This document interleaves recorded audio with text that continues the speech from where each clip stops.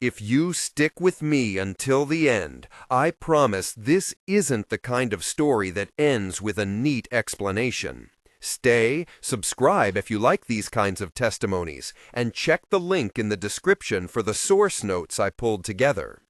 My name is Silvio Rodriguez Marquez, and I never believed in ghost stories the way some of my friends did. I grew up around people who told them like lessons, warnings threaded into jokes, and I always smiled and nodded, the polite listener who keeps his hands warm by the bonfire. I am Mexican. I live in a city far from where I was raised, and I married into the kind of friend group that stays close enough that weddings become reunions. That day felt like that sort of ordinary joy. Flowers, long tables, a little too much perfume in the air, and the steady hum of people talking over plates and music. The first time I noticed the couple, it was in the church during the ceremony. The stained glass light made everything look softer, more forgiving. Paola's veil caught a beam, and the whole place seemed to inhale. People were crying, laughing, handing tissues around like props in a play of proper feeling. Andres stood at the altar with that tight, slightly embarrassed smile of his, and I remember thinking, in that small, calm bubble where life feels exactly manageable, that nothing odd could break in. They sat 2 pews back from us. For a minute, I thought they were relatives I didn't recognize, an elderly man and woman dressed as if they'd come from a different day's worth of effort. Clean shoes, the woman's brooch catching the light, his tie neatly knotted. They did that thing older couples do at ceremonies, slight synchronized movements, leaning toward each other, a familiarity that looked private and contained. But I kept glancing at them because their faces were the fraction of a second that feels slightly wrong in a dream. Familiar, but not quite you. The man's mouth was too thin. The woman's smile had a stiffness at the corners, like it had been practiced. When one of my friends, Mario, elbowed me and nodded toward them later, I shrugged. Old relatives of Paola, maybe, I said. I wanted the explanation to be ordinary. What stabbed through the calm was their eyes. In the light pouring through the glass, there was a color there I couldn't place at first. Not the warm brown of most people, not the clouded blue of age. They were a small, sharp yellow that seemed to hold the light inside it, like a lamp behind skin. It lasted a flash, then nothing. The sort of thing the mind files away as a quirk and returns to when you're trying to sleep. At the time, I told myself I had seen nothing more than a trick of the church lighting or the tiredness that comes with late-night travel and over-sentimentality. They were at the reception, too. I should have been relieved by that. People who attend both the ceremony and the party are harmless fixtures, goodwill wrapped in the same outfit. But when Paola's relatives started to filter in, and the room filled with talk of the honeymoon and the cake, I kept noticing the couple at the edge of the room. They sat on the periphery, always in shadow near the back, and every time I looked, they had turned just enough so that their gaze found me, as if some invisible thread were guiding their eyes. The man's hands were folded like a child covering a secret. The woman dabbed at her lips with a handkerchief, and there were specks of something dark in the corners of it. Not dirt, more like the smudge of something older. Between the smell of lilies and the laughter and the movement of plates, their presence became a discordant note I couldn't ignore. "You're staring," David said, loud enough that the table laughed. We had been a cluster for years, Andres, Paola, Mario, David, Lorenzo, and me. We had jokes that lived in the spaces between words. I tried to smile and tell a joke back, but I couldn't shake the way the yellow had seemed to gather light. Mario, who shares a room with me more nights than not, kept sipping his drink, oblivious. The couple never seemed to move through the crowd like other guests. They arrived and they stayed in the margin, the same chairs, as if the room itself had reserved the space for them. After the party wound down and the last guests shuffled out, Andres pulled me aside. "Do you want to come out to the ranch this weekend?" he asked, half a question and half an assumption. He'd already planned the small trip back to his hometown for a week, some old family custom of celebrating in the place his mother had grown up. Paola's family were ranch people. The town had a barber shop, a church, a plaza, and a handful of houses that seemed to lean toward each other like conspirators. "They're insisting," Andres said. "My abuelo's old friends. It'll be good to get out of the city." I said yes because I always said yes to them, to the idea of being part of things, to the rhythm of friendship that makes a life feel anchored. I also told myself I needed to see the couple again, to tell myself I had imagined the eyes in the church. Maybe I wanted an answer, and sometimes answers come from confronting what unsettles you. The town was smaller than anything I remembered from my childhood visitations to similar places. A single main street, houses with porches and wooden shutters, the mountains folding in the distance like a sleeping animal. Andres's family home was a long wooden house set on a piece of land that sloped down toward the river. It felt older than it should for a house that had been kept in use. Wide floorboards that sighed when you walked, a certain resilience in the beams, as if the house had survived 100 small disasters. There was an orchard behind it, and the river ran in a curve past the property's edge, the water moving in a tone between glass and metal. When we arrived, the air smelled like damp earth and wood smoke. Paola's aunt had put tamales on the stove, and the kitchen filled with that soft, domestic smell that makes strangers feel less strange. The couple we had seen at the wedding met us on the porch. They came forward with hands clasped, that same practiced smile. Up close, their clothes sagged in different ways. The man's fingernails were ridged and dusky. The woman's dress showed faint stains at the cuff. Paola's aunt greeted them warmly, rolling a hand into the crook of the woman's elbow in a way that made me uncomfortable. They spoke in a low voice with each other, words I couldn't catch, and when the man laughed, it sounded dry, like the rustle of paper. "Come, come," the woman said, and her voice was thin but insistently kind. For a moment, the memory of the church's stained glass vanished. I told myself I was being ridiculous. They were, after all, members of the extended family, people who would show up and keep a distance. Andres joked about the wine being better here than in the city. Mario bet David he could swim across the wider bend later that afternoon. We slept in 2 rooms, a crowded house of friends and relatives, the kind of sleep where waking up means finding your knees in someone else's blanket. The river was colder than I expected, a clear rush between the stones. That afternoon we walked along the bank, our feet sinking into warmed sand, the sun making silver graphs on the water. The trees along the far side leaned toward the river like listeners, their branches loose with the green of late summer. I sat on a flat rock and watched my friends throw their voices and their laughter into the air. They threw stones into the current like people who believe the world remains simple under the surface. Lorenzo taught us a childhood song that made Paola's aunt clap. Everything felt small and kind. And then I saw the yellow eyes again. They were across the river at first, 2 pinpricks of yellow that parted the visual field like twin beacons. At first I thought it was an animal, deer perhaps, or a dog with reflective eyes catching the sun. But the posture was wrong. It stood at the edge of the tree line with a stillness that made the leaves hush.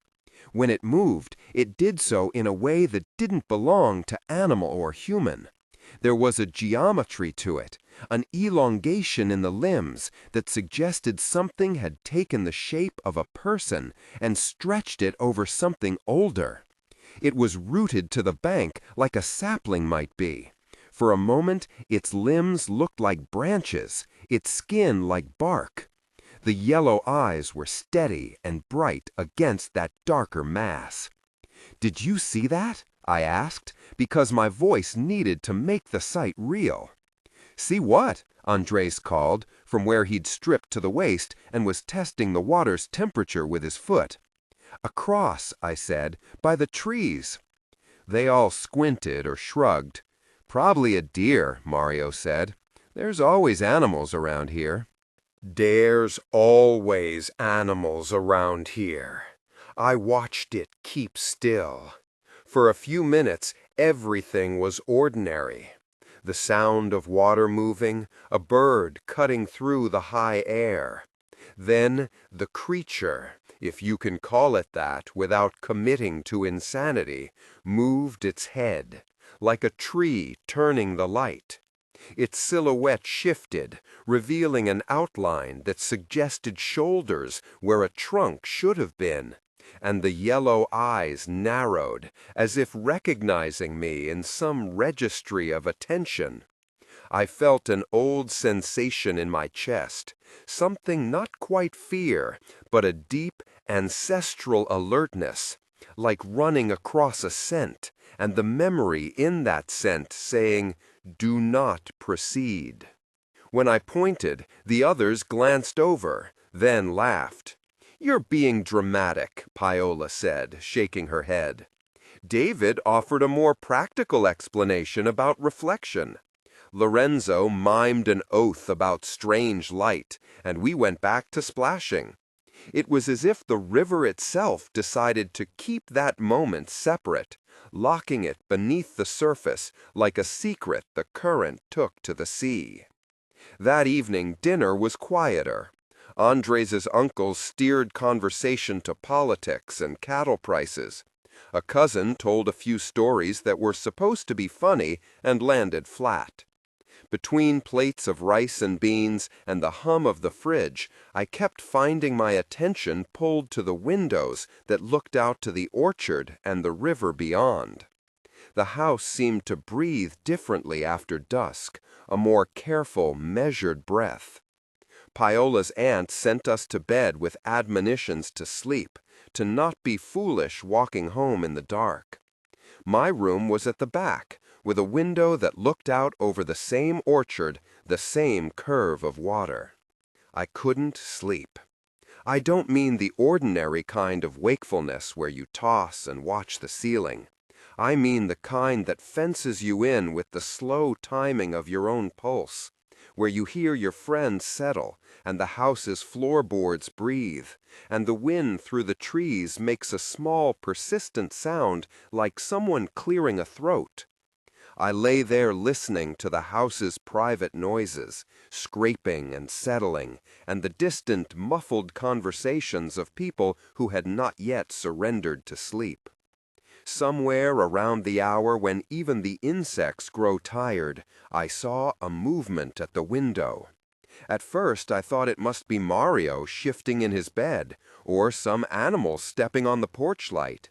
Then I saw the horns. They were not deer horns as I had known them, those elegant, curved antlers that speak of rut and river crossing. These horns curled in a way that suggested they had grown wrong, heavier on one side, twisting like roots learning to become fingers. They framed a shape that was both animal and not. It stood on the other side of the glass, where the porch light pooled in a small circle on the ground. For a breath, I thought perhaps a neighbor's goat had escaped. Then I saw the eyes. They were closer now, yellow and big, and when the light hit them, it seemed to glow from within. Those eyes weren't the dull, reflective dots of nocturnal animals. They had depth. They weren't simply reflecting light. They possessed it. They held me. My body locked before I could think. It was a paralysis that felt like a hand made of cold liquid pressing down on every limb. My chest flattened. Sound into my ears compressed into a single thin thread of noise. The wind, my breath, a small creak from the house, like the settling of something much larger. I tried to call out. The sound got stuck on the inside of my throat. My tongue felt like cotton. The window's glass fogged slightly with my breath, and then, impossibly, the figure moved in a way that had no business in physics. It tilted its head, and the horns turned as if rooting into the darkness. The yellow eyes traveled across the glass in a slow sweep until they landed on my face. I never knew quite how long I lay there, watching that impossible thing peer in at me. There was a sensation like being unpeeled from my own life, the strip of identity sliding away until I was only eyes and breath. Light pooled in my vision, the edges of my sight melting into a halo.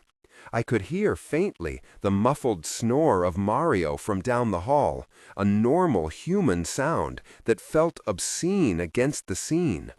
Then the world went thin and closed. The next thing I remember is a sharpness of morning light and the taste of dust. I was on the porch steps, my shirt oddly damp at the collar. My friends were all up, packing bags in awkward silence. There were no questions asked at first. Paola made coffee, as if we had simply overslept. Andres looked at me with something like worry and something like a refusal to ask. He spoke in clipped sentences about catching an early bus back to the city. Plans changed, he said. I remember checking my phone like an animal checking its reflection, but then I realized I didn't remember picking it up. Just that after the thing at the window, I had woken on the steps. Mario was there, rubbing sleep from his eyes and making a joke about my dramatic playing of ghosts. He had slept through the night. "You really did it," he said, laughing. "You made the whole house awake." I didn't laugh. I have always lived in that half-shadow where something like superstition rubs against the edge of modern life. And I understand how easy it is for rational minds to stitch a more palatable story. Exhaustion, heat stroke, the effect of too much wine, onto an experience. But my limbs remembered the cold weight of paralysis. My skin remembered the slight grit of glass, or the smell of animal musk that seemed to be outside the window and inside my nose all at once. I remembered the eyes. The yellow had been the same at every sighting, a light that didn't belong to the sun or the moon, but to something that could hold attention like a hunger. We left in a hurry.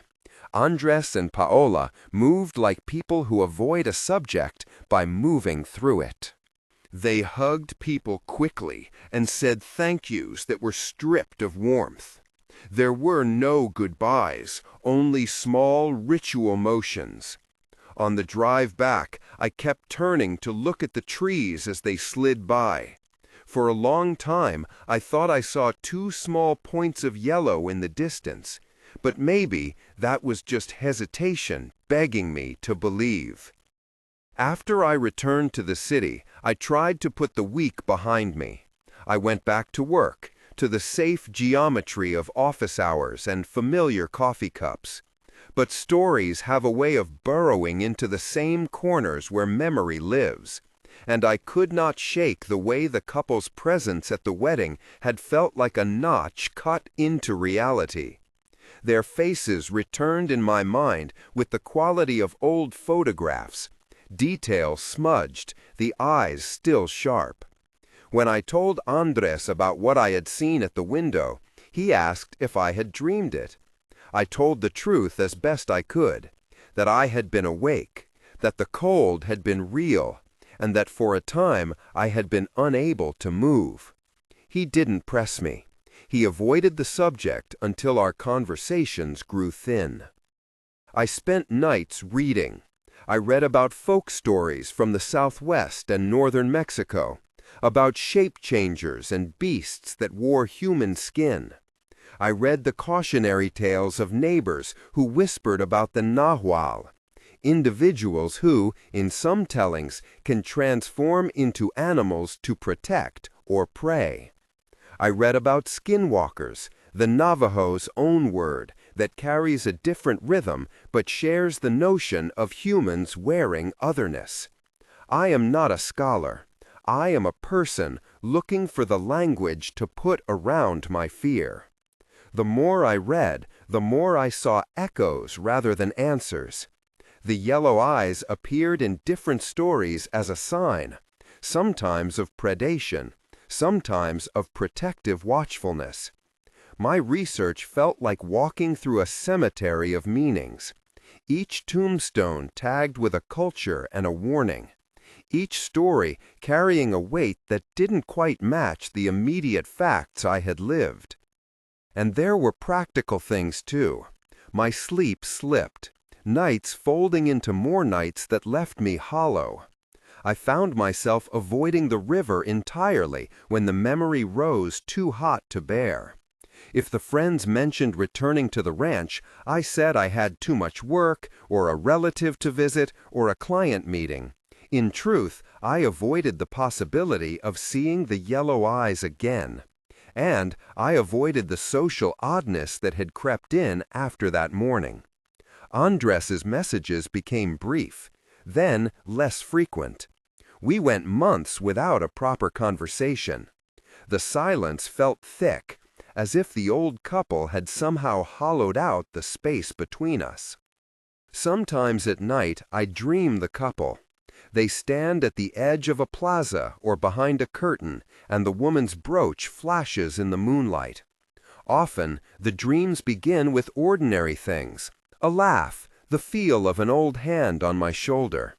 They end with yellow eyes, because that is the persistent image that seems to be stitched to whatever memory or sleep I surrender to.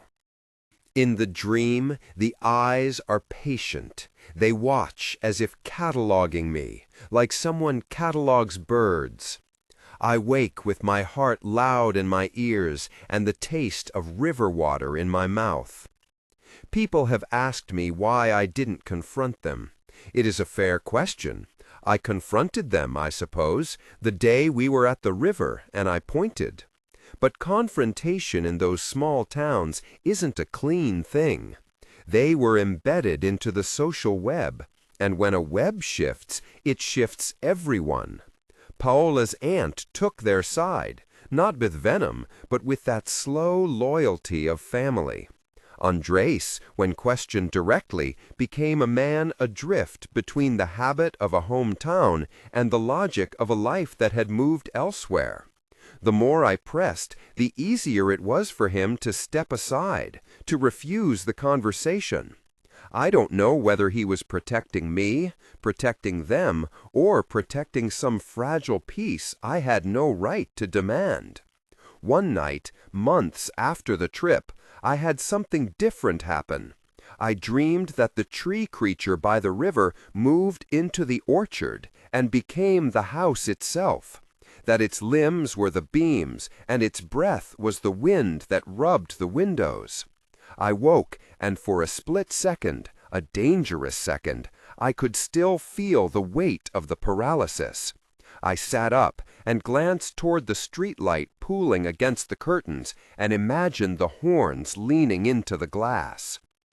After long, patient reading and more nights that ended with sudden, unreasonable flights of adrenaline, I tried to make sense of what I saw in the way a person tries to fit jagged stones into a bowl, by testing, by measuring. Skinwalker accounts emphasize the human that becomes beast, or the beast that is wearing human skin. Nahual stories take a different texture, sometimes a protective guardian, sometimes a cursed outsider. Both imagine a creature of liminality, a being that exists between categories, on the border of what we have named. My own experience was liminal in the same way, a smell between home and not home, a sight between tree and human, a sound between the creek's murmur and a whisper. I never found proof.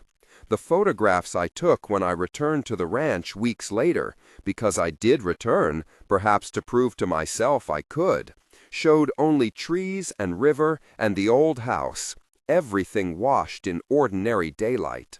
The only thing that held any sting was a photograph on someone's phone from the wedding, a wide shot of the altar, and in the back, two small blurred shapes. Zoomed in, you could see the faces and the woman's brooch, and if you squinted in a certain way, a little glint that some part of me still wanted to read as those yellow eyes. But photographs are soft. They erode the edge of fear into blur. Andres stopped answering my calls that winter. We ran into each other once in the city, a brief exchange in a cafe where he pretended not to remember the depth of my alarm, and I pretended not to notice how thin he had grown. No, at every meeting since, the threads of that week have been fragile. Mario jokes about Silvio and the ghosts when we meet with beers, and once, looking at me over the rim of his glass, he said, "You know, sometimes people need to feel like they've seen something, so they feel real again." The comment hit me not as mockery, but as a strange diagnosis I couldn't argue with. Maybe it was true in some small way. Maybe the point was that the story had come to mean me. Now, when the river runs high and the light tilts at a certain angle, I sometimes find myself on the sidewalk staring at trees like a man who fears that an old friend has become unrecognizable. I have learned to hold my breath in that small moment, to test whether the world will resume its polite breathing. I have also accepted that some things remain unanswered. The old couple remained, in my mind, an ambiguous human thickness, presentable in one light, degraded in another, a possible pair of cruel tricksters, or perhaps only two old people with too many habits. The yellow eyes are the only firm thing, a recurring symbol, an accusation without a name. I have tried, in the small ways that feel less shameful, to speak about it. I told one of my cousins, half joking, and she shushed me with the same caution people move around an altar. I posted a short account on a forum and received messages, some compassionate, some skeptical, and one or two that offered folkloric charts or maps, urging me not to go back. The more people wrote, the more the story seemed to swell into categories outside my control. Some said Skinwalker. Others warned me about Nahual tales. Others pointed to psychological explanations. For every label, there was a counterweight. The only thing that felt honest was the continuing personal gravity of the event. The nights I wake sweating. The way I still flinch when headlights catch a deer on the shoulder of the road. Sometimes I wonder what would have happened if someone had seen with me at the window. Would the paralysis have held anyway? Would the horned thing have looked at them and turned away? I will never know. The most frightening thing about that night is not what the creature did, but that it chose to look at me. The agency in that attention turned my life inward. It nicked a seam and made me a different person. one who reads folk tales late at night and who treats ordinary rural houses with an extra caution, a polite distance. I write this not as a boast of bravery or a plea for drama, but because it feels stranger to hold this like a private bruise than to set it in the world where others can examine it.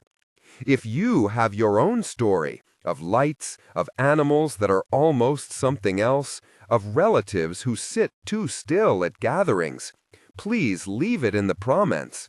Tell it without shame. The world is dense with margins where ordinary people experience the impossible. We have a strange and small duty to notice each other's marks.